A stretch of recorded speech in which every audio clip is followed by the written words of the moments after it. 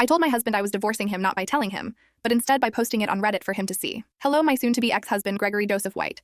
I told you 3 nights ago that I wanted a divorce, but you were too busy browsing OnlyFans girls on Reddit to hear me. So maybe seeing this on your feed will make you understand. You're a pathetic excuse for a man. And if you're wondering if you can just speed home and stop me from leaving, it's too late. I'm posting this after I've already loaded everything in the car and left. Don't worry, I spoke with our landlords and took my name off the lease. I've set up a direct deposit for the next month's rent. After that, you're on your own, buddy. I know you're wondering why. I know you'll act like you were completely blindsided because you've done absolutely nothing wrong. And you're just Gregory, a great husband and father, aren't you? Well, buddy, let me break it down for you in a language you understand. I'm 28 and you're 37 and we've been married for over 10 years. On paper, everything seemed fine. But in reality, I've reached my breaking point, and I can no longer stand you, Gregory. From the beginning, my mother-in-law has been a nightmare. She made everything about her from day one. At our wedding, she wore white, and you didn't say a word. She called me a fat whale in front of everyone the first time I met her. And what did you do, Gregory? Nothing. You actually tried to speak up and say that's not nice, but your mother told you to shut up and you listened. Remember how your mother destroyed my dead grandmother's necklace, all because it looked like cheap jewelry? And what did you do? Tell me that she's right and that it did look pretty cheap. You told me we can buy a new one. You even told me my grandmother doesn't care because she's dead anyway, so why should I? I've always hated your mother, Gregory. And then there's you, my stupid, incompetent, spineless Gregory.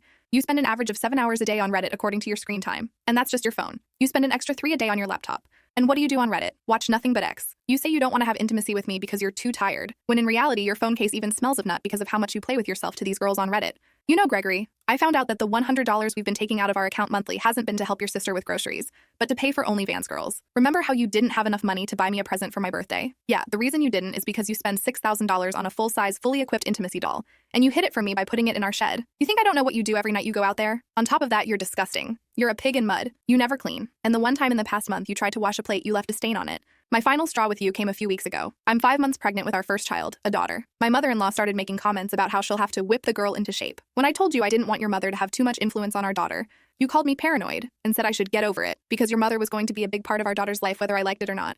Oh, and did I mention to everyone how you missed our first ultrasound? Your mother needed you to help her with something urgent. It turned out to be fixing her Wi-Fi. You chose that over seeing our daughter for the first time. That told me everything I needed to know about where I stand in your life. So I packed up and left. I've already contacted a lawyer. You can't scare me into complying anymore because I have all those texts. You know exactly which ones I'm talking about. They're children, Gregory, you sick F.